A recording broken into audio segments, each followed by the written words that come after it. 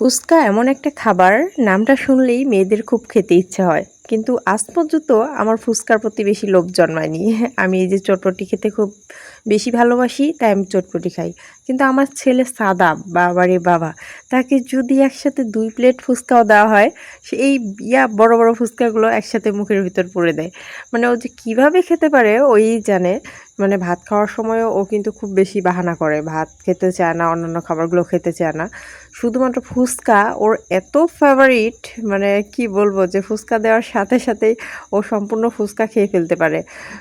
ওকে যদি মানে বলা হয় যে আমাকে একটু দাও, ও দিবে না। বলবে যে হচ্ছে তুমি আলাদাভাবে নাও। মানে ফুচকা ও এত বেশি পছন্দ করে।